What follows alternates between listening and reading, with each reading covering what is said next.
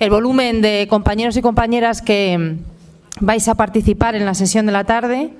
No sé si es porque la comida no ha sido buena, yo no he tenido oportunidad de comer con vosotros y no sé si es que no he invitado a la siesta, no sé si es que el comentario de Pilar de esta mañana, haciendo un llamamiento a la asistencia, ha tenido su efecto, aunque yo estoy segura que estáis todos aquí por la calidad de la mesa. Lo cierto es que Pilar tenía razón esta mañana, tenemos una mesa de lujo y además con importante contenido, y yo espero que tanto los ponentes como vosotros y vosotras le deis contenido y movimiento a esta mesa. Vamos a tener la oportunidad de reflexionar, de valorar cuál es el impacto que las políticas de austeridad, como sabéis, las políticas de austeridad como única salida y como única respuesta a la crisis ha provocado en la sociedad. Unas políticas que han acentuado, que han intensificado los problemas, las situaciones de pobreza, que por cierto, y seguro que Miguel Laparra lo comenta, una pobreza que no es nueva, incluso en momentos de crecimiento económico en España y en la Comunidad de Madrid, concretamente, hemos tenido unas tasas de pobreza bastante considerables. Parece que esto de la realidad de la pobreza es algo nuevo, pues no, es decir, contábamos ya con unas tasas de pobreza, insisto, importantes, pero decía que unas tasas de pobreza que se han intensificado como consecuencia, digo, de las políticas de austeridad, se incrementa el riesgo de exclusión social, alcanzando a nuevos perfiles y nuevas realidades.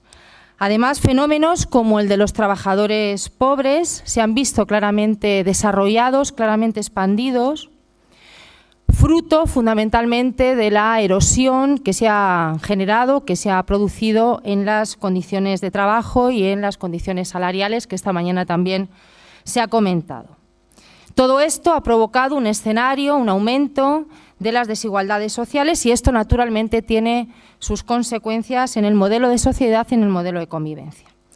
Por otra parte, los sistemas de protección social se ha demostrado que no están siendo capaces de amortiguar, de paliar y de contener el crecimiento de las necesidades de nuestra sociedad y, por lo tanto, esa situación, ese escenario refleja que nuestros sistemas de política social, de protección social, tenían ya unas debilidades persistentes que se ven además acentuadas por el propio contexto de crisis y por las políticas ultraliberales que se vienen aplicando y que forman parte del propio ADN de la derecha que nos gobierna.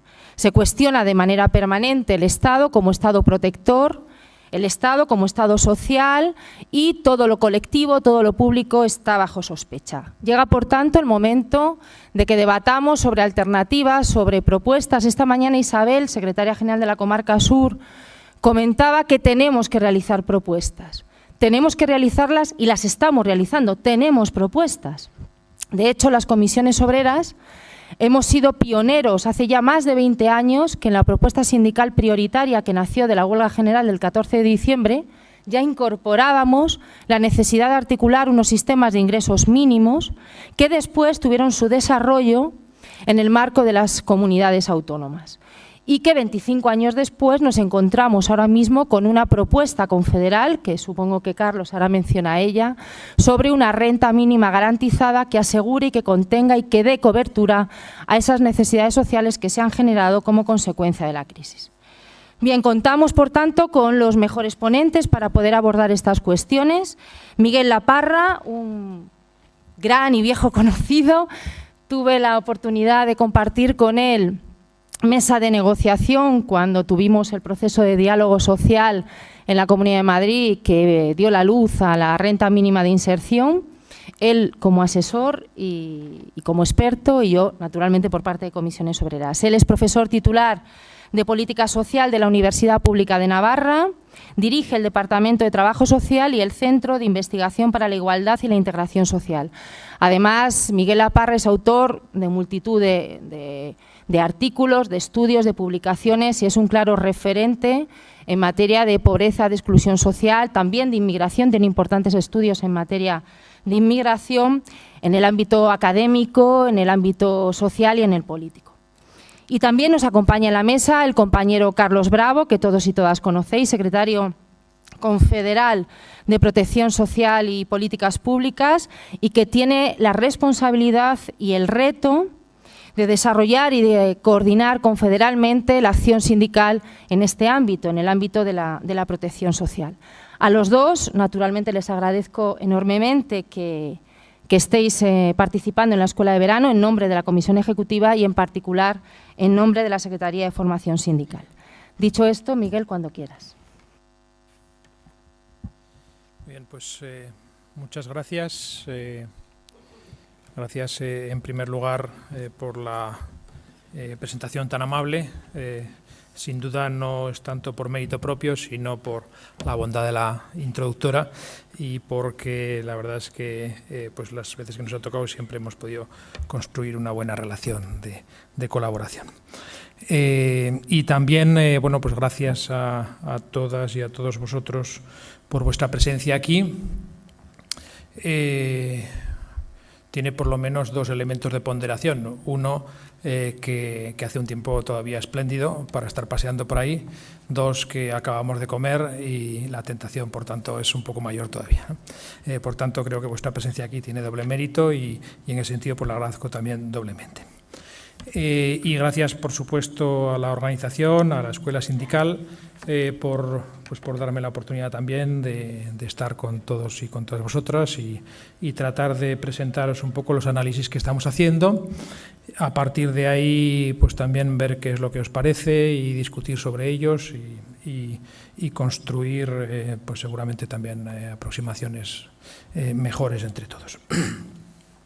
Bien, la idea de mi exposición es tratar de ver desde una perspectiva un poco más macro, más general, en qué situación estamos en el conjunto del Estado, tratando de introducir algunos elementos comparativos con otros países europeos.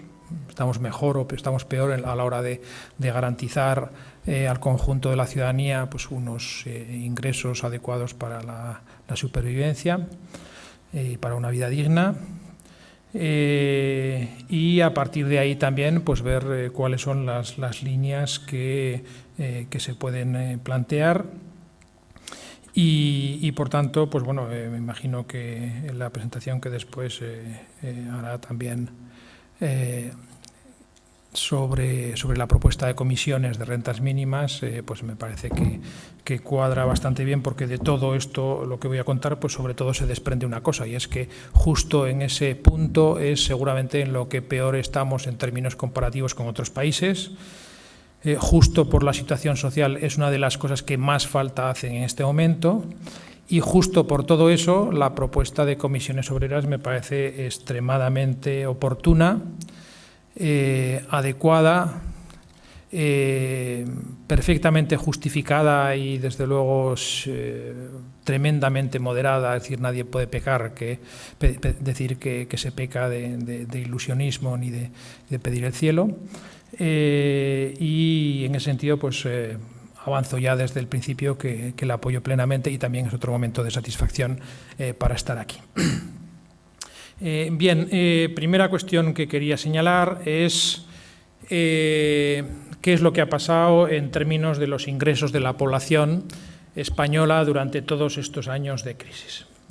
El impacto más fuerte está el año 11, incluso el 12 todavía se mantendría, ¿no? Se empeorarían estas cifras que doy aquí.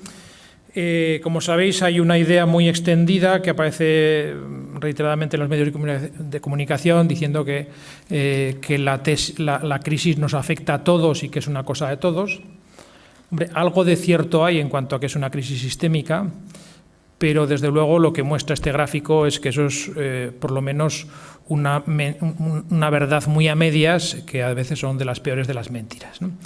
La crisis es cierto que nos afecta a todos como colectivo social, pero afecta muy claramente a unos sectores más que a otros, especialmente a los más pobres. España ha sido uno de los países que en ese sentido, digamos, ha redistribuido los costes de la crisis de una forma mucho más injusta. Como veis en el gráfico, que expresa la organización de la sociedad española desde los más ricos arriba a los más pobres abajo, me imagino que No sé si veréis los de atrás, me imagino que ya no veréis mucho el detalle de las letritas y esto, ¿no? Pero por lo menos las barras rojas sí, ¿no? Bueno, pues las barras rojas lo que vienen a expresar es la pérdida de ingresos de la población. Casi todos los sectores de población pierden algo de ingresos, incluso alguno gana un poquitín en ese periodo, pero desde luego, como veis, conforme nos acercamos a los sectores más pobres de la población española, la pérdida de ingresos reales en todo este periodo es notablemente mayor. Estamos hablando de que la primera decila, es decir, el 10% más pobre de la población española, pierde hasta un 40% de sus ingresos en este periodo. Podríamos hablar perfectamente de un colapso de los ingresos de estos sectores más vulnerables de la sociedad española. Visto el conjunto de la población, no nos vamos a detener mucho en esto, vamos avanzando. Visto el conjunto de la población, este gráfico mostraría la evolución de la pobreza severa.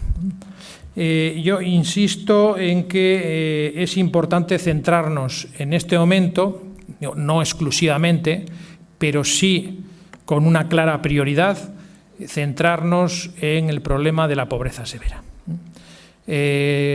Si cuando se habla habitualmente de riesgo de pobreza se está hablando aproximadamente del 60% de los ingresos medianos, nosotros hablamos de pobreza severa por debajo del 30%. Por decir una cifra de referencia, estamos hablando por debajo de los 3.000, 3.500 euros año para una persona. Creo que nadie en esta sala discutirá que por menos de ese dinero es imposible vivir, no ya dignamente, es imposible vivir. ¿Por qué nos tenemos que ocupar de la pobreza severa? Primero, por lo que marca el gráfico. Porque lo que nos está marcando el gráfico es que a nivel del conjunto del Estado la evolución de la pobreza severa se ha disparado. Se ha disparado mucho más que el riesgo de pobreza y se ha disparado mucho más que las desigualdades en general.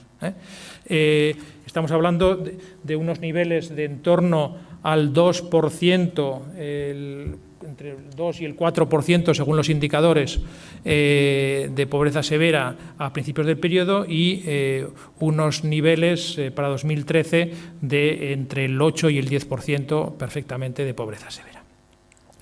Por tanto, hay una cuestión, para empezar, de tipo cuantitativo, ¿no? Segundo, hay una cuestión también de pura prioridad, es decir, si son los que peor están, nos tendremos que ocupar de ellos primero, de la misma forma que en cualquier baremo, ¿no? Se supone que estas cosas dan puntos, ¿no? El nivel de necesidades.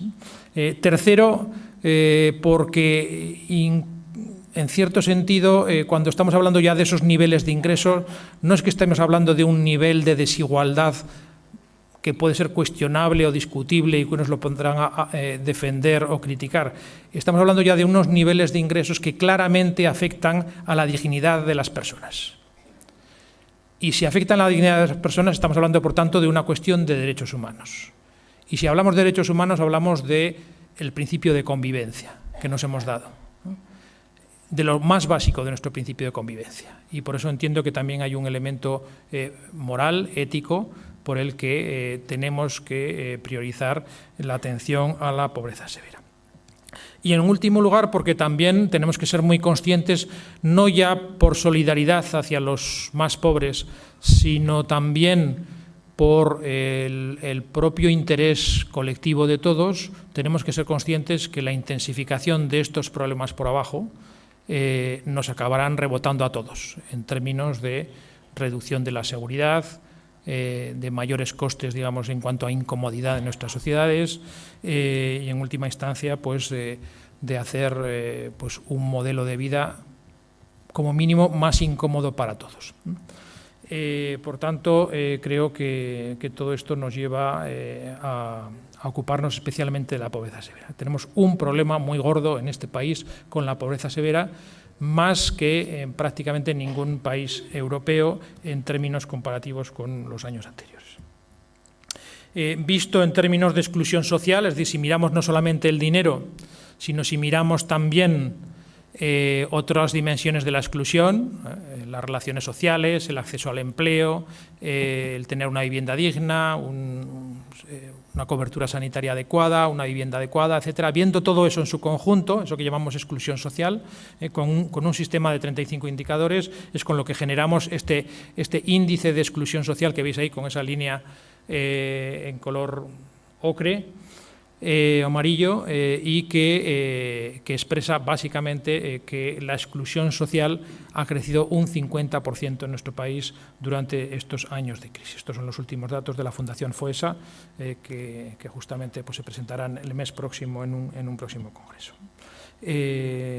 Creo que tenemos un problema muy gordo con esto en este momento, y creo que es el momento de hacerle frente.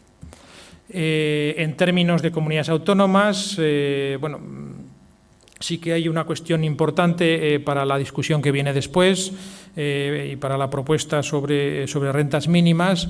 La imagen que se da si uno mira las desigualdades a nivel estatal o mira las desigualdades a nivel de la comunidad autónoma es una imagen significativamente distinta, ¿no? Es decir, si cogemos un umbral, eso es lo que os decía, de esos 3.000 o 3.500, o si lo ponemos en términos de pobreza relativa, 6.000 euros año, para el conjunto del Estado, siempre, evidentemente, nos va a parecer una foto mucho más negativa de ciertas comunidades autónomas como Extremadura, Andalucía, etcétera. Lo que se ve en esta tabla, y los de atrás os tendréis que fiar de mí, es que lo que se ve en esta tabla es que si utilizamos el umbral de la comunidad autónoma, es decir, el nivel de riqueza de cada territorio y el modo de vida de cada territorio, las desigualdades se reducen muy notablemente. Si estamos hablando de diferencias casi de 1 a 4, cuando hablamos en términos del conjunto del Estado, teniendo en cuenta los niveles de desigualdad interna de cada comunidad autónoma, hablamos solamente de diferencias de unas comunidades autónomas de 1 a 2, más o menos. ¿Qué quiere decir esto?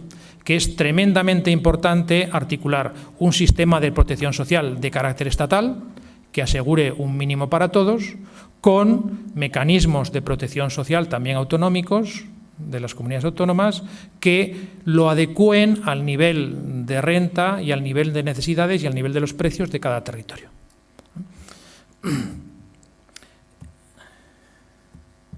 Bien, segunda cuestión que tenemos que tener en cuenta sobre este espacio de la exclusión severa es una cuestión tremendamente importante también para todos, y es que aquí hay muchos niños. Estamos hablando de que, bueno, sí es cierto que hay un 20% de los hogares, ese millón de hogares en situación de pobreza severa aproximadamente, pues hay un 20% que son personas solas. Pero más allá de esas personas solas tenemos también, obviamente, parejas sin niños, pero tenemos hogares monoparentales 4,5% y, sobre todo, 2 adultos con niños dependientes, un 37%. Es decir, casi la mitad, otros también con niños, más de la mitad de los hogares tienen niños dependientes. Y las necesidades de estos hogares, esto tiene dos implicaciones. Primero, que las prestaciones de pago único, que son las más extendidas en nuestro país, los 400 y pico euros, estén quien estén viviendo de eso, no son demasiado adecuadas porque están protegiendo mucho menos a estas familias en las que viven 4 o más personas. Y muchos de ellos niños. Eso es una implicación importante de tipo político, ¿no? Y la otra implicación es que aquí tenemos una buena parte de la infancia de nuestro país. La pobreza está afectando preferentemente a la infancia, las tasas de pobreza infantil son notablemente superiores a las del conjunto de la población, y eso quiere decir que estamos sembrando la exclusión social y la pobreza de las próximas generaciones. Por tanto, también eso nos interesa a todos, que en la medida de lo posible, los que vamos cumpliendo años, pues en la medida de lo posible las generaciones jóvenes entren en el mercado de trabajo los más preparados posibles, con los mejores empleos, lo más integrados posibles, coticen lo más posible a la seguridad social para que yo pueda cobrar una pensión en el futuro, ¿no? Eso creo que es tremendamente importante y hay un elemento de futuro de país que nos estamos jugando también con estas cosas.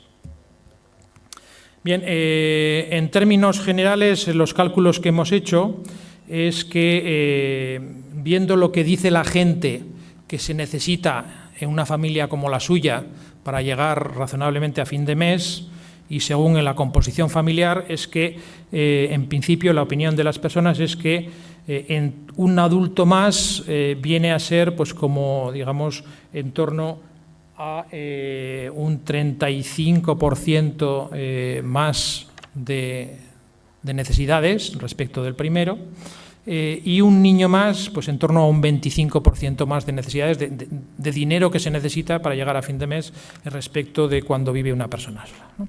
Bueno, pues eso también lo tenemos que tener en cuenta. Ningún programa de rentas mínimas de las comunidades autónomas, ningún programa de protección por desempleo asistencial, ninguna de las prestaciones que va dirigidas a las personas más necesitadas de este país está contemplando esto. Ninguno de ellos está dando más dinero a aquellos hogares que más lo necesitan. Y eso es tremendamente importante y veremos qué problemas nos trae. Bien. Otra cuestión también importante es que si miramos los hogares que están en pobreza severa, es cierto que hay aproximadamente más de uno de cada 4 que no tiene ningún ingreso, pero la inmensa mayoría, tienen algunos ingresos en términos anuales. Poquitos, algunos de alguna prestación que captan algunos meses, otros de empleos muy precarios por horas, etcétera, pero hay ingresos, ¿no? Si hay ingresos y hay ingresos muy variables entre unos hogares y otros, lo que quiere decir es que a estas familias, si vamos a desarrollar su protección social, no les podemos tratar a todos igual, porque unos no tienen absolutamente nada y otros están muy cerca del umbral de pobreza. Por tanto, de ahí también se desprende que es técnicamente más adecuado, es socialmente más progresivo introducir prestaciones que llaman diferenciales, es decir, que introducen una prestación que viene a ser la diferencia entre los ingresos que se tienen y un mínimo que te garantizan. Esa es un poco la idea de los ingresos mínimos, tal como se plantean en la propuesta en concreto también de Comisiones Obreras. Bien. En este sentido, esta es un poco la situación que tenemos con la pobreza severa. ¿Cómo vamos de tiempo? Que no controlando. Queda. Vale. Esta es un poco la situación que tenemos con la pobreza severa. ¿Qué es lo que estamos haciendo como país en términos de redistribución? Bueno, ahí tenéis en la parte de arriba del gráfico, son todos los países europeos ordenados según el esfuerzo en todo tipo de prestaciones económicas, incluidas las pensiones, prestaciones, en el de arriba están todas agregadas, en relación con el conjunto de la población, en paridad de poder de compra, es decir, sabiendo que los precios son mucho más altos en unos países que en otros, descontando eso, vemos que España, que es la columna más oscura, está en una posición intermedia en el gráfico de arriba. No sé si esto aquí, veis aquí la flechita, este es España y está dentro del conjunto de Europa en términos de prestaciones económicas por habitante en paridad de compra, no está del todo mal.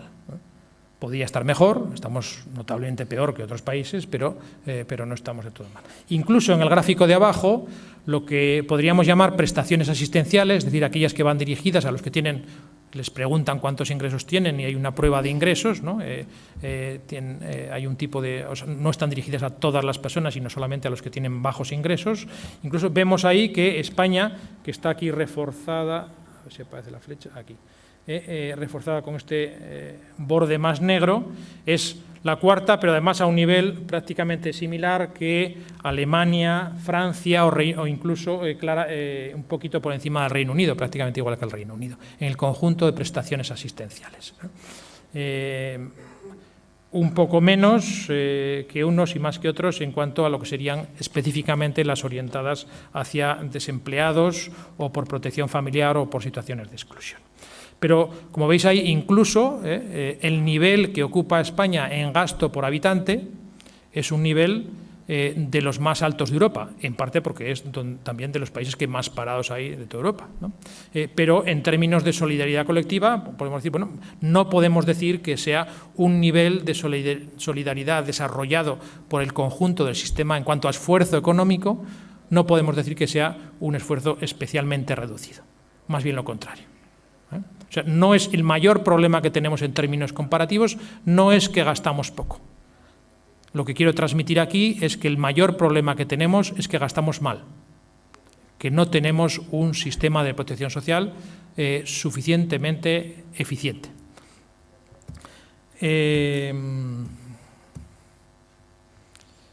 Uy, esto hemos puesto. Se me han pasado. Esto no es lo que yo quería. No. Es que no es el documento. Es una versión anterior. ¿Puedo salir? A ver si está en el PDF. ¿Cómo se quita esto?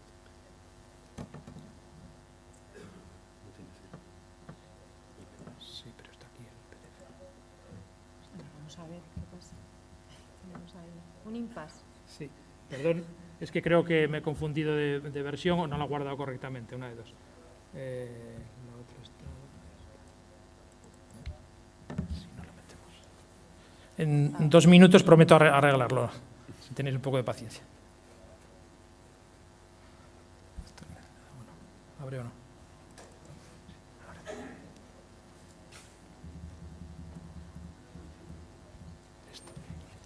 Ahora sí.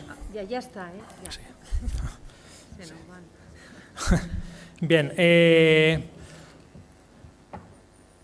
eso hay en ver, ventana completa.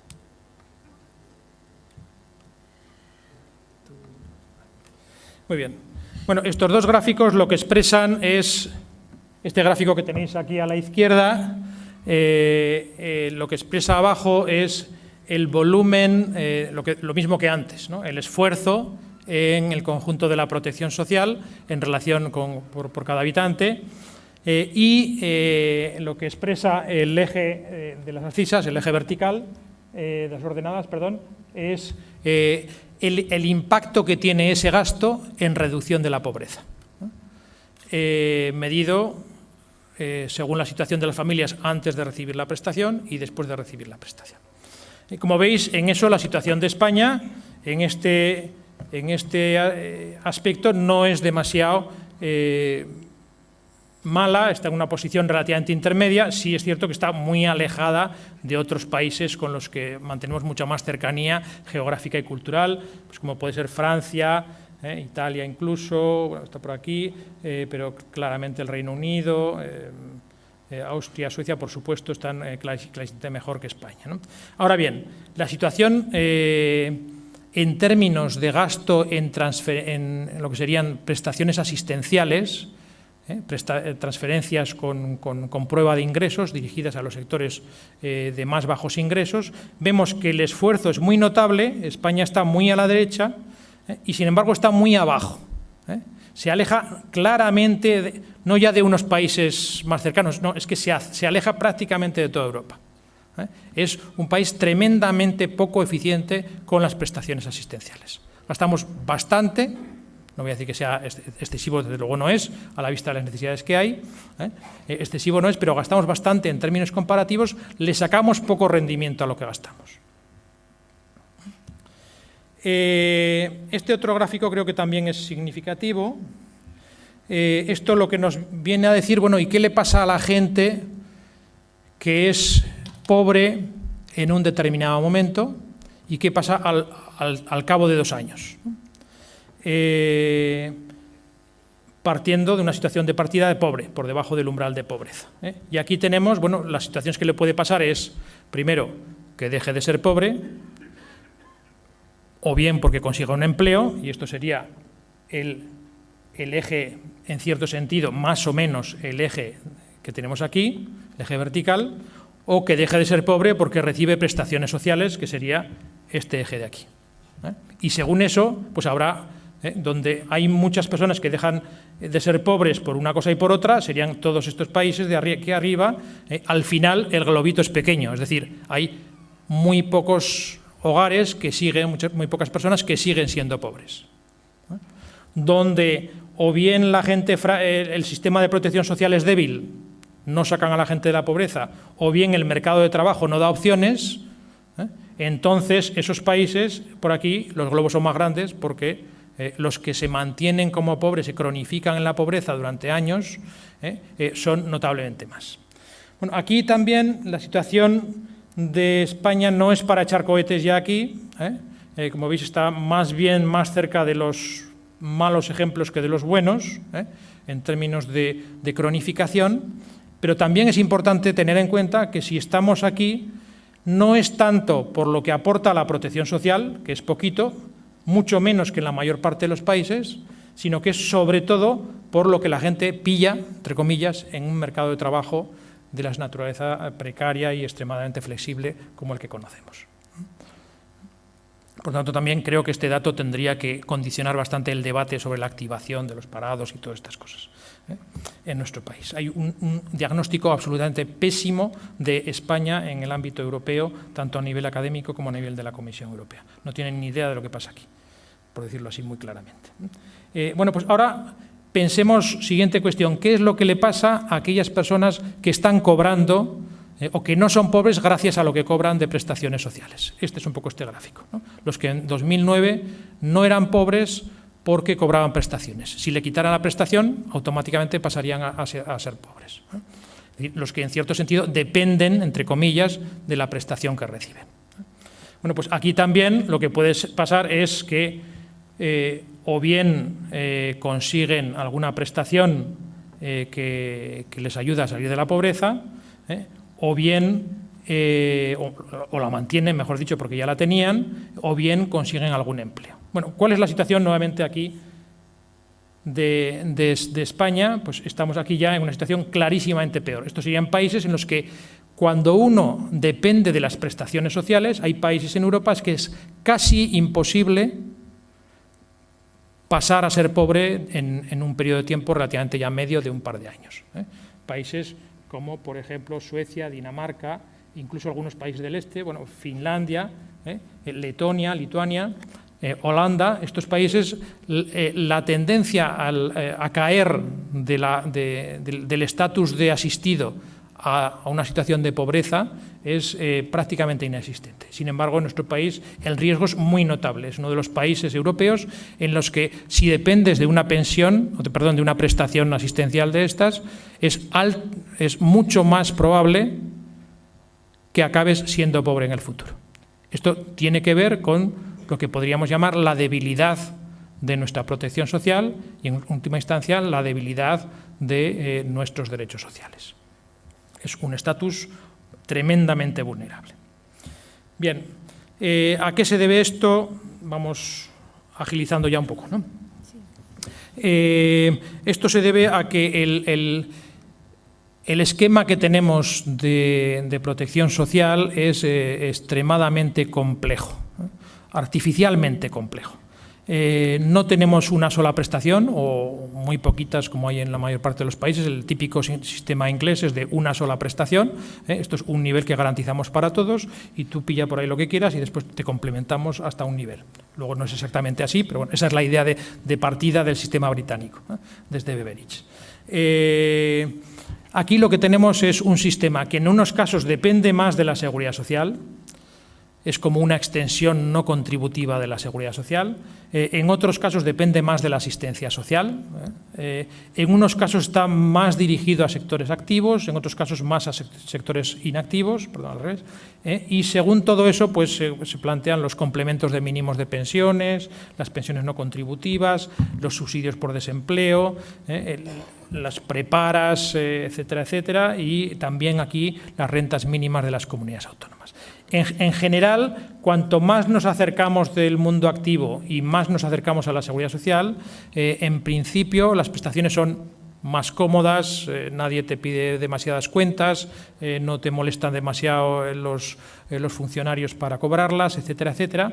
Y en la medida en que vamos más hacia aquí, niveles de asistencia social activos o potencialmente activos, ahí los niveles de control son mayores, hay más bolsas de infraprotección o de sectores desprotegidos, y ahí también, digamos, es mucho más incómodo, hay más obligaciones que cumplir para seguir percibiendo. Ese es un poco el esquema que en principio, dicho así, pues a lo mejor hasta podría funcionar, pero la cuestión es que, primero, bueno, en su conjunto, incluso lo que decíamos antes, no es poco dinero. Estamos hablando, si juntamos todo eso, estamos hablando de unos 5 millones de perceptores, personas que perciben algún tipo de prestaciones de estas de mínimos con alguna prueba de necesidad, y estamos hablando aproximadamente de unos 16.000 millones de euros en su conjunto. Es dinero. En el conjunto de los presupuestos públicos es dinero. Tendría que ser más posiblemente, pero ya tenemos ahí un nivel de esfuerzo y de esfuerzo conseguido históricamente muy notable. Digo, ¿cuál es el problema con todo esto? Primero, pues que las cuantías que se garantizan son tremendamente distintas. En unos casos casi se acercan a los 2.000, en otros casos cerca de los 8.000. Que la concepción de la familia que hay detrás, a veces se trata casi de prestaciones personales, da igual con quién vivas o en todo caso con el cónyuge, como los complementos de mínimos de pensiones. En otros casos, como las rentas mínimas, casi todas las personas que conviven se tienen en cuenta sus ingresos a la hora de computar, casi incluso con parentescos ya casi lejanos, ¿no? O relativamente lejanos, de segundo grado. Que incluso teniendo en cuenta las de tipo autonómico, las de las comunidades autónomas, pues que tendrían la función, digamos, de último recurso. Las rentas mínimas de las comunidades autónomas sería la última red de seguridad para todos aquellos que se descuelgan del resto de las prestaciones. Bueno, pues las rentas de las comunidades autónomas, el mayor problema que tienen es que tienen un alto nivel de desarrollo en la comunidad autónoma del País Vasco, un poco más intermedio en el caso de Navarra, y a partir de ahí la situación es extremadamente alejada de las necesidades. Podríamos pensar que un nivel de cobertura razonable de las rentas mínimas de inserción tendría que ser pues, algo intermedio entre Navarra y el País Vasco, es decir, tendría que estar por aquí. Ahora mismo, pues en torno a un 2,5 por 1.000 hogares. Esto sería el nivel razonable que podríamos pensar. Pues como veis, la inmensa mayoría de las comunidades autónomas se alejan muchísimo de esto, todas ellas prácticamente con esas excepciones que he dicho al principio. Y además casi de forma inversa a lo que sería necesario. Es decir, cuanto más necesidades y más pobres hay una comunidad autónoma, menos desarrolladas están las rentas mínimas. Por tanto, también tenemos ahí un problema muy gordo de redistribución y de derechos mínimos garantizados para el conjunto de los ciudadanos. A partir de ahí,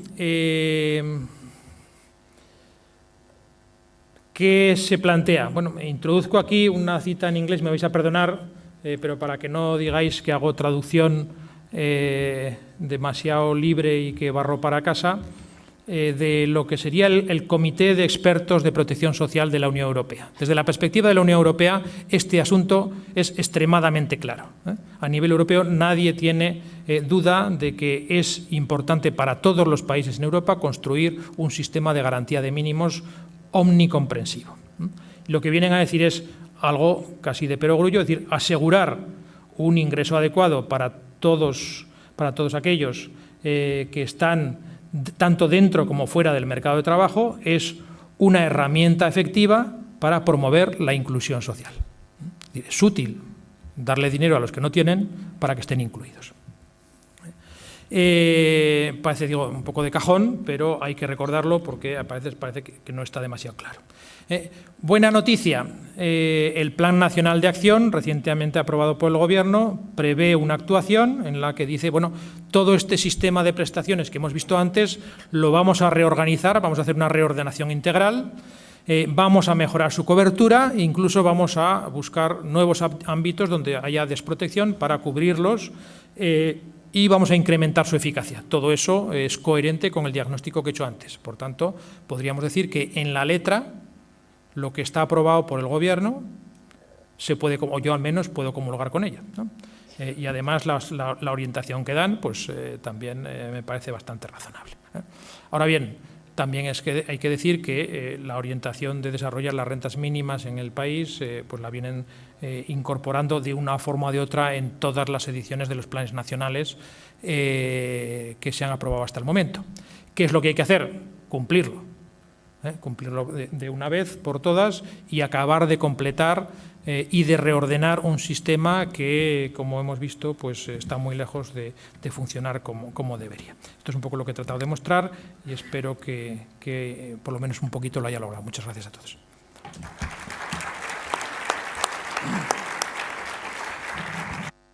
Pues Carlos, cuando quieras. Bueno, vamos. La parte técnica, localizar el...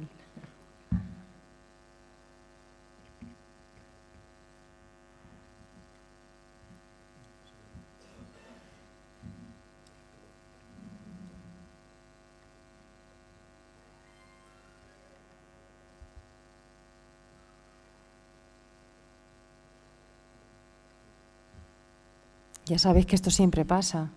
Con eso se cuenta, ¿no? Hasta que encontramos el documento y...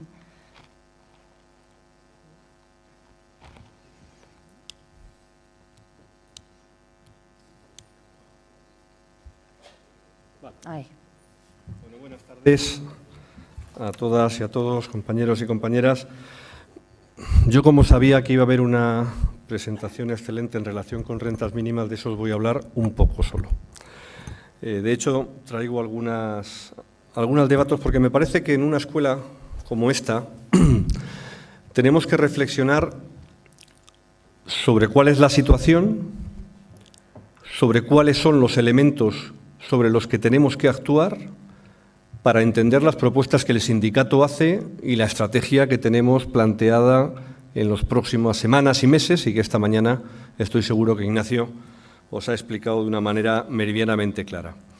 Yo voy a intentar ahora centrarme en el objeto de lo que me había pedido la Unión de Madrid para esta escuela y, por tanto, plantear y hablar de las alternativas desde las políticas públicas en relación con los sistemas de protección social. Por eso no voy a hablar solo de rentas mínimas y voy a hablar en su conjunto del sistema fiscal, entendido como sistema fiscal los ingresos y el gasto. En este caso, del gasto en protección social, no del conjunto, porque me parece que son elementos en los que tenemos que tener algunos criterios meridianamente claros para entender por qué el sindicato plantea las propuestas que plantea en cada caso. Iré haciendo mención a todas ellas según vayamos viendo alguna información.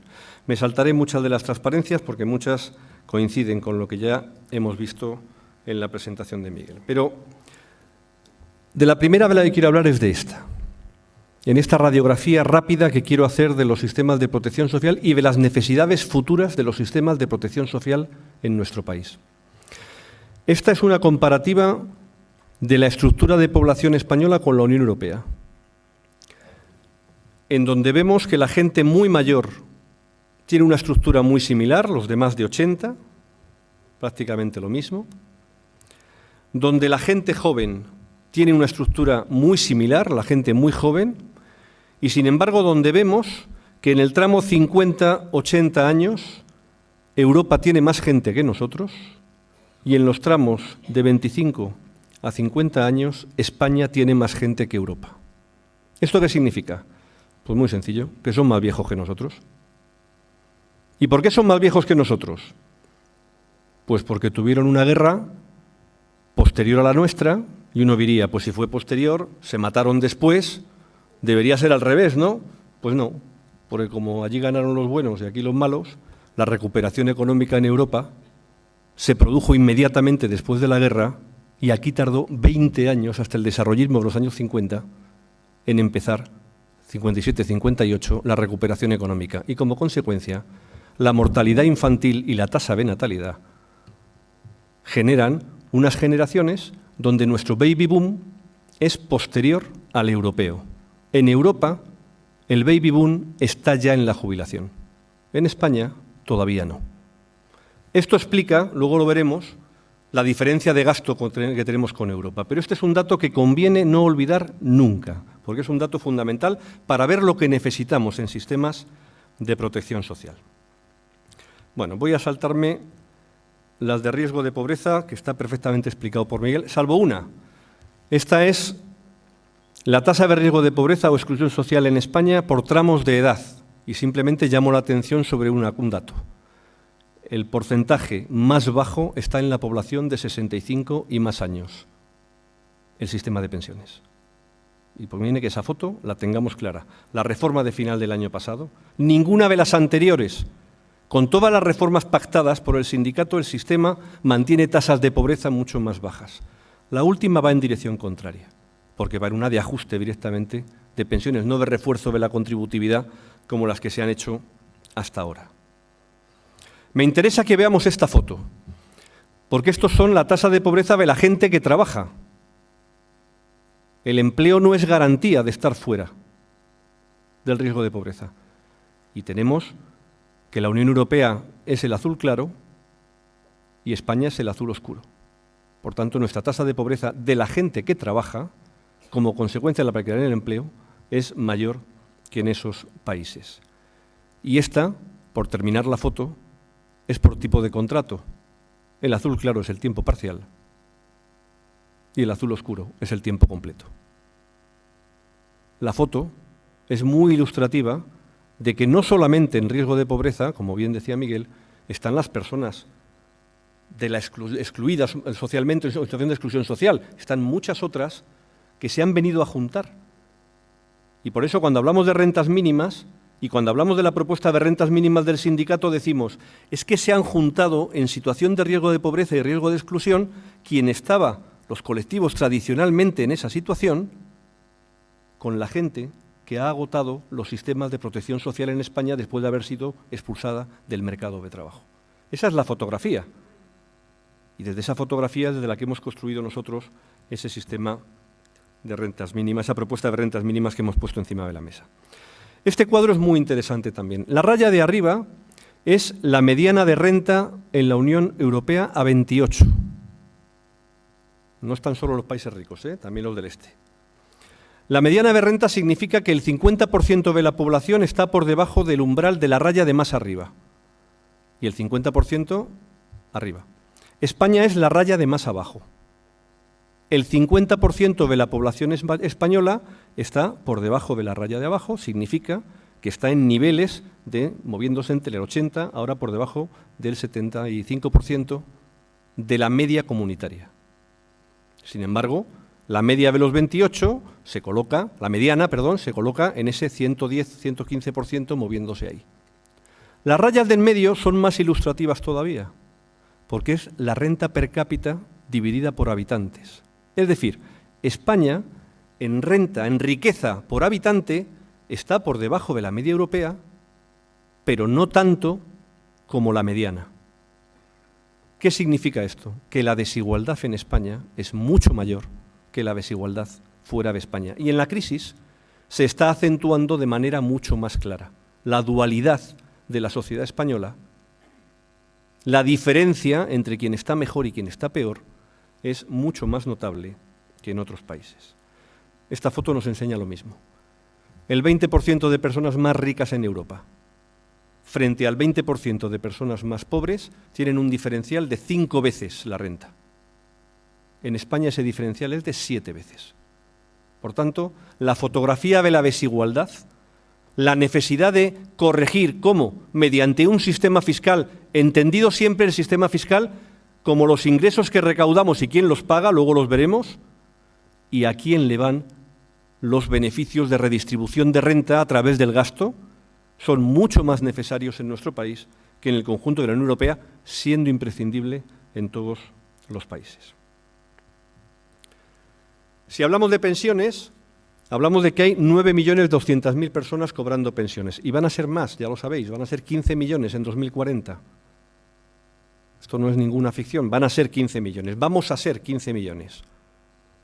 Porque ninguno de los que estamos aquí tenemos intención de morirnos sin cobrar la pensión un montón de años. Y por tanto, esos 15 millones de personas estaremos cobrando pensiones a mitad de siglo. En Europa ya están cobrando una parte del equivalente, porque son más viejos que nosotros. Estas son las pensiones no contributivas. La tendencia de las pensiones no contributivas era a ir cobrándola cada vez menos gente hasta 2011, 2012. ¿Por qué? Porque España tenía un mecanismo en el cual reducía las personas en situación de necesidad que, sin haber contribuido a financiar su propia pensión, tenían necesidad de acudir a otras.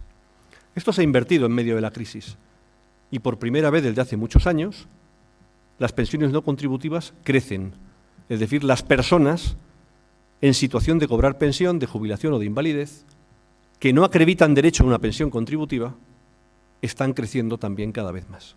Y por tanto este es un efecto que invierte una tesis en la que veníamos planteando. Y esta foto es la del gran debate de las pensiones. La línea azul es lo que se gasta Francia en pensiones. El final del cuadro, que no lo veis, es el año 2060, es lo que se va a gastar Francia en pensiones atendiendo a su estructura de población. La línea verde es la media de la Unión Europea, en este caso de la zona euro. La línea roja es la media española, que claro que crece mucho más que las otras, porque nuestra población es menos vieja en media que las otras. Pero como veis, nuestro horizonte es colocarnos en la media comunitaria.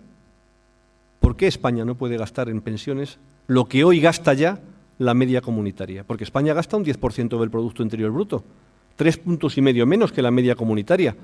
No porque nuestras pensiones sean mejores, peores o regulares, sino porque tenemos todavía menos gente que va creciendo poco a poco como consecuencia del dato que comentábamos antes. Veamos el desempleo. En el desempleo he traído dos transparencias, entre otras cosas porque me gustaría que en el sindicato a veces no discutiéramos mucho de tontunas. Y por tanto, como a veces discutimos de cómo hay que medir la tasa de cobertura, bueno, pues yo traigo las dos maneras de medir. Os explico de qué va cada una para que la entendamos todos y a partir de mañana no discutimos más de esto. Esta es la que nos publica todos los meses el Gobierno, ¿vale? Tenemos una tasa de cobertura de los parados registrados, los del primero de mes, que está en torno al 60%, es decir, el 60% de los parados registrados cobran algún tipo de prestación por desempleo. Hemos pasado del 80 al 60, un drama. Esta es la otra foto, que últimamente hace furor porque como es más dura, y es lo mismo sobre la encuesta de población activa, no el que está registrado en el paro, sino el que en la encuesta de población activa dice que está buscando empleo. Claro, hay un diferencial de casi 2 millones de diferencia, entonces aquí sale el 31%.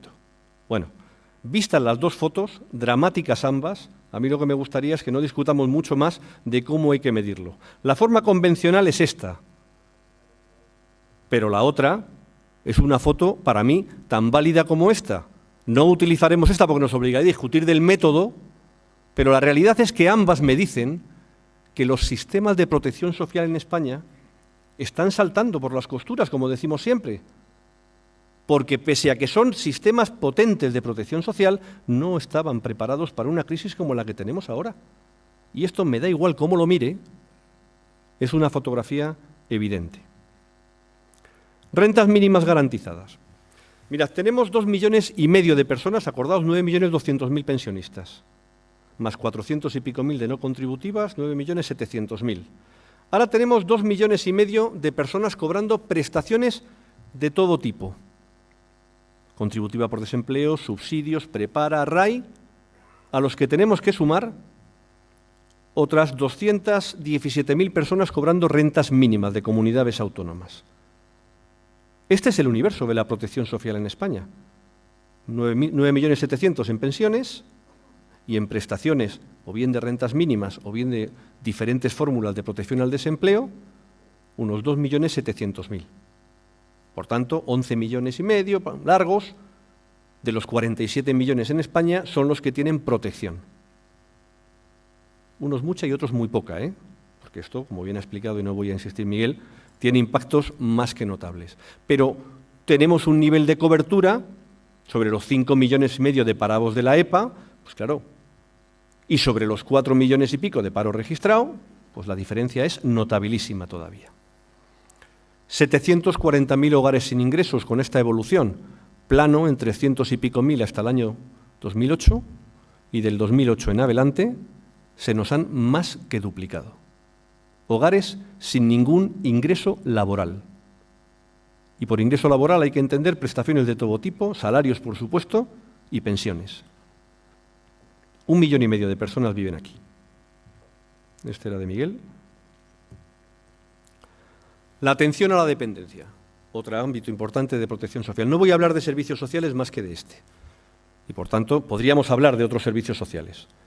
Pero en la atención a la dependencia tenemos un sistema parado que ha demorado en 2 años la puesta en marcha de la culminación de la protección de las personas, que protege a 900.000 personas, pero que la mitad, prácticamente, un 42%, tienen prestaciones para cuidadores familiares, muy pequeñas, que no se está desarrollando como debiera y donde mantenemos 200.000 personas en lista de espera, que disminuye, pero no porque las atiendan, sino porque se mueren. Y, por tanto, un sistema en donde además hay una disfunción, como bien contaba antes Miguel, clarísima, pues del 2,4% de la población protegida que podemos encontrarnos en Castilla y León o en Cantabria, al 0,5, 0,6 que nos podemos encontrar en Canarias o la Comunidad Valenciana. El 1,54% de la población en media española, 1,36 la Comunidad de Madrid, que no destaca por su diligencia en este apartado. Y en sanidad, que es la última foto que quiero que veamos muy rápidamente, una pérdida de más de 7.000 millones de euros de gasto, 50.000 empleos. Y además, 50.000 empleos que a mí me gustaría que analizáramos bien, porque se han destruido esos 50.000 empleos después de haberlos creado, porque creció muchísimo el empleo en sanidad en los años previos a la crisis. Y hay quien hace la lectura de que crecieron de más y ahora se han ajustado. Pero nosotros hemos intentado, porque lo primero que pensamos cuando analizamos eso fue ¿qué ha pasado aquí? ¿Será verdad? Pero claro, hemos intentado analizar y hemos visto una cosa, que el crecimiento de plantilla en la sanidad iba asociado a una mayor oferta unida a una mayor demanda de servicios sanitarios, que se ha producido el ajuste de empleo, pero la demanda de productos de oferta sanitaria sigue siendo la misma. Y por tanto lo que se está produciendo es un deterioro en un sistema donde gastábamos el 9,1% del PIB, donde hemos ajustado y donde nos encontramos con una magnífica sanidad, pero que tiene necesidades de financiación, porque además la sanidad va a necesitar cada vez más dinero, no solo las pensiones, también la sanidad. ¿Por qué? Porque si somos cada vez más mayores, vamos a utilizar mucho más los servicios sanitarios. Una población más envejecida utiliza los servicios sanitarios y la inversión tecnológica cuesta mucho dinero. ¿Y esto cómo se paga? Pues se paga con un sistema fiscal. Esta os la cuento yo. Esta transparencia, como la dejo aquí y luego se puede repartir, es muy ilustrativa porque es España con los países centrales de la Unión Europea comparando la estructura fiscal, entendiendo los ingresos desde la estructura fiscal, impuestos, y desde las cotizaciones sociales. Y salen algunas fotos curiosas que conviene que conozcamos. Una, que pagamos menos impuestos que en Europa. 2, que pagamos menos cotizaciones sociales que en la media europea.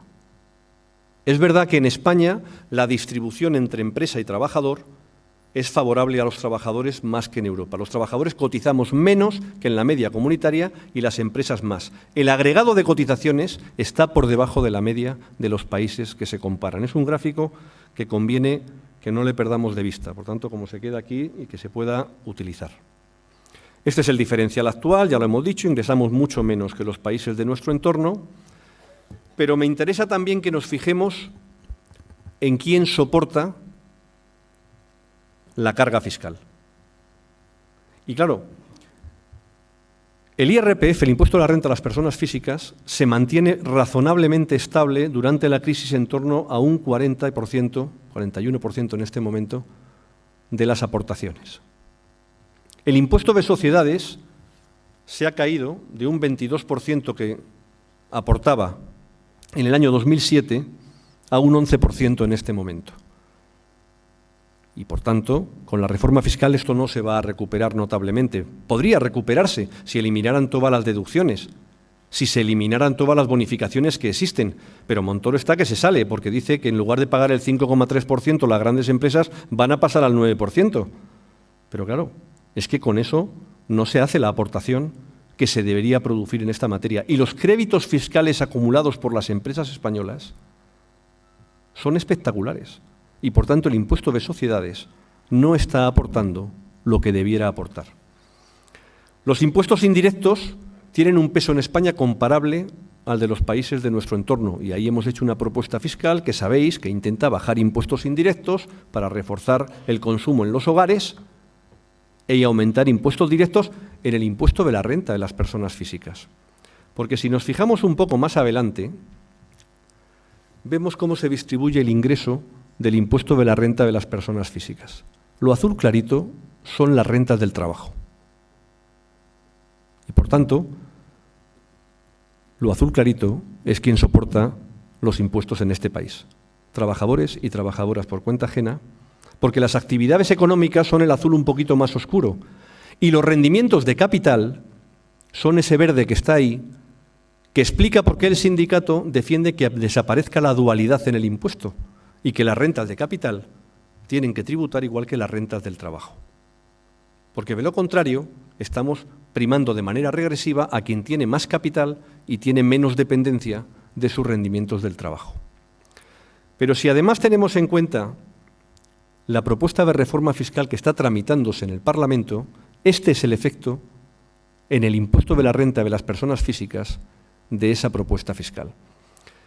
La línea de abajo son los tramos de renta, de 5.000 euros hasta 305.000. Las columnitas invertidas que están arriba indican cuánto se bajan los impuestos en porcentaje a cada uno de los tramos de renta. Y aquí está lo que Montoro más plantea, de que los de más abajo son los que tienen más reducción, y es verdad. Claro, es una reducción porcentual de un salario muy pequeño. Por tanto, en términos de euros uno detrás de otro, son poquitos. Sin embargo, según vas aumentando, te vas dando cuenta de que el escenario es otro. Y un porcentaje de entre el 5 y el 10% en una renta de 250.000, pues estamos hablando que es entre 12 y 25.000 euros al año. Y un porcentaje del entorno del 15% en una renta de 10.000 son 1.500. Entonces, ya sabéis, lo relativo y lo absoluto. Pero además es muy curiosa la reforma, y llamo vuestra atención sobre la forma que tiene la línea, porque las rentas de 60 a 80.000 euros tienen una reducción más alta. Pero es que a partir de 120.000 euros la reducción es creciente, por el juego de los tramos. Este es el impacto, esto es lo que van a aprobar.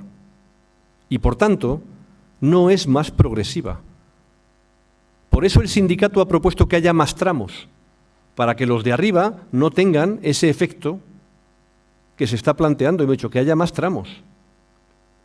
Porque esa es la manera de hacer más progresivo el impuesto y que este impuesto no inyecte más dinero a quien menos lo necesita, sino que se produzca de una manera distinta. Bien, esta foto es la que os quería enseñar. Una foto en la que hemos pasado muy rápidamente por el sistema de pensiones y lo que necesitamos de él. Y el sindicato dice hay que abordar el debate de los ingresos. Estamos consumiendo el fondo de reserva anticipadamente. Nos va a hacer falta para pasar de 9.200.000 pensionistas a 15 millones. Y estamos proponiendo que se extraiga una parte del sistema de pensiones del pago con cotizaciones y que se lleve a la imposición general, que son las prestaciones derivadas de fallecimiento, un 20% del gasto en pensiones. Porque solo con eso hacemos más de la mitad de lo que necesitamos después. Y en materia de protección por desempleo, estamos proponiendo que se creen nuevas figuras que protejan al desempleo de larga duración, con especial atención a las personas que tienen más dificultad para volver al mercado de trabajo. La mitad de los parados no tiene estudios superiores a la ESO. Y tenemos un problema muy serio de personas que abandonaron las escuelas y que años después tienen obligaciones familiares y no tienen formación o cualificación para volver al mercado de trabajo. Y o tenemos un plan de empleo que cualifique y proteja, que dé prestación económica y al mismo tiempo permita la reinserción en el mercado de trabajo con cualificación, con formación, con contratos de formación dual, con todo eso que venimos diciendo habitualmente, o tenemos un serio riesgo de cronificación del desempleo, con las consecuencias que también nos apuntaba Miguel hace un rato. Y en materia de dependencia o en materia de sanidad lo mismo. Y estamos hablando que en los servicios, mirad, la industria es muy importante en España, pero menos que en otros países. Y sería muy bueno que fuera mucho más importante. Y tiene que haber un plan industrial. Y tenemos que tener más y mejor industria. Pero también somos conscientes de que este es un país que la economía la fundamenta en los servicios. El año 88, cuando hicimos la huelga general del 14D, este país tenía un sector industrial que era más de 1/3 de la economía. Hoy es 1/5 parte. Y el sector servicios ha ocupado ese espacio. Y el debate en el sector servicios del empleo cualificado y de calidad pasa por los servicios sociales, pasa por la atención a la dependencia, pasa también por la hostelería, el turismo y por los servicios a las personas, pasa por la sanidad, pasa por la educación. Y en esos nichos de mercado también nos jugamos el modelo productivo. Y es donde tenemos que hacer todavía un recorrido muy amplio. ¿Cuáles son las prioridades en este momento? Primera, contar con recursos suficientes para financiar estas políticas. Segunda, hacer políticas de crecimiento, políticas de expansión de la demanda. El problema de la economía española hoy tiene varias caras. Una de ellas es que el sector financiero sigue sin funcionar a la hora de dar crédito. Da poco y caro. Entre otras cosas porque sigue teniendo un problema de capitalización insuficiente. Y por tanto, hay necesidad de intervenir ahí para que eso ocurra. En segundo lugar, que se sigue reduciendo el sector público y eso detrae crecimiento. En tercer lugar, que la construcción no está jugando el papel que tenía que jugar y que puede jugar, no como el que había, pero tiene un papel que jugar la construcción en rehabilitación, infraestructuras, que es importante empezar a recuperar, pero que exige inversión pública y exige demanda interna. Y la demanda interna se estaba recuperando en los últimos meses. Pero resulta que ahora los países centrales, Alemania, Francia, Italia, están creciendo muy por debajo de donde crecían o se han situado ya en recesión como está Italia.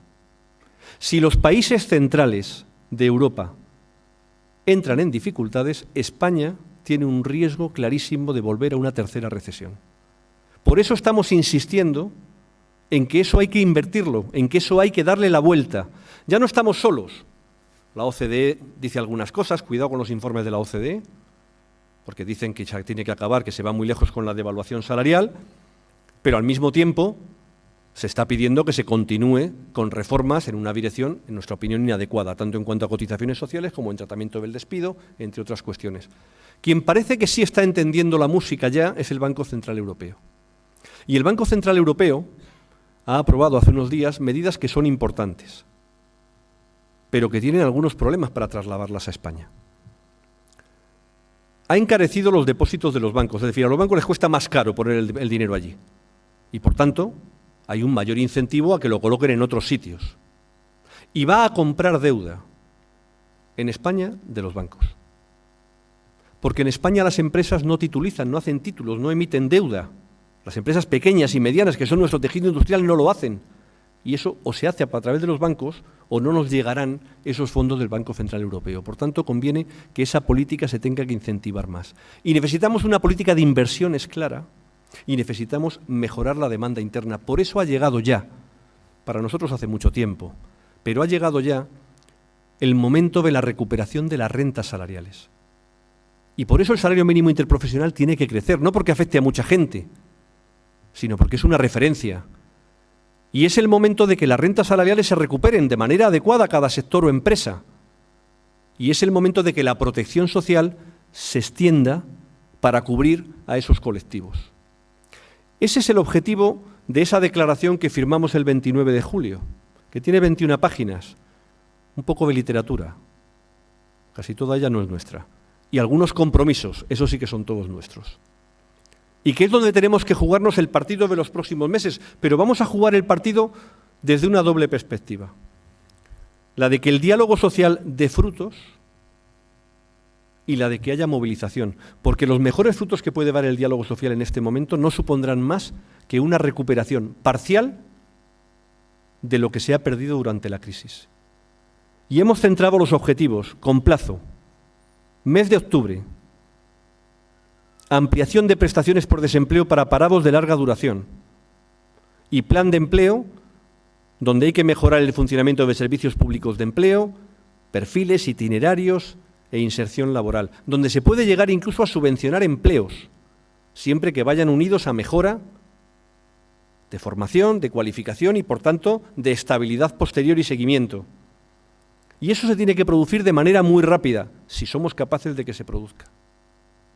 Y a final de año va a haber un mapa, o hemos comprometido un mapa de prestaciones sociales. Antes nos lo decía Miguel. Y ese mapa de prestaciones sociales tiene que ver con un análisis de la cobertura de los sistemas de rentas mínimas en España, para completarlos. Y ese es el reto que tiene. Junto nos salen 8 o 10 mesas distintas para abordar en sanidad, en dependencia, en servicios sociales, en empleo público, en política industrial, en seguridad y salud en el trabajo, en plan de igualdad de hombres y mujeres. Salen un montón de materias de esa declaración. Algún resultado hemos tenido ya. Porque que nadie piense que el Gobierno se ha caído de la cama para dar marcha atrás en la restricción que aprobaron el día 13 de junio y endurecieron el 31 de julio respecto de la dificultad de acceso a la jubilación a los 61 años a quienes tenían convenios especiales. El Gobierno se ha bajado de ahí por 2 motivos. Primero, porque no ha conseguido ganar la batalla de la comunicación, no ha conseguido colocar su mensaje. Y segundo, porque es incompatible iniciar un proceso de diálogo social implantando un recorte mediante un criterio administrativo que se lleva por delante a decenas de miles de personas, en situación además de máxima vulnerabilidad, muchos de ellos pagando el convenio especial con lo que están percibiendo de subsidio por desempleo. Y por eso han dado marcha atrás. Y no son 32.000, como están diciendo. Porque los 32.000 son los que tienen convenios especiales ahora mismo, pero todos los parados que están con prestaciones por desempleo, que suscribirán después convenios especiales, están también protegidos por esa marcha atrás que han tomado en consideración la semana pasada. Y eso se va a concretar y es el primer resultado de la declaración del 29 de julio, pero no es un resultado suficiente, ni mucho menos. Y por eso ahora ponemos en marcha un proceso de movilizaciones. El día 6 de octubre esperamos que en Roma o Turín, donde se produzca la cumbre europea, se produzcan grandes manifestaciones. Están comprometidos ya los sindicatos italianos, estamos intentando que la CES ponga en marcha ese día como una jornada de movilizaciones pidiendo que Europa y España tienen que ir a políticas de crecimiento y de demanda. Al tiempo que abrimos todos los espacios de negociación con el Gobierno en todas las materias que están puestas encima de la mesa ahora mismo. Y al tiempo que preparamos movilizaciones para el mes de noviembre, porque si el diálogo social va bien, hay necesidad de seguir demandando políticas de crecimiento, políticas de ampliación del plazo de cumplimiento de objetivos de déficit y políticas de redistribución de renta en este país. Porque tenemos una reforma fiscal en la que no quieren transigir y es imprescindible que salgan recursos para financiar las políticas.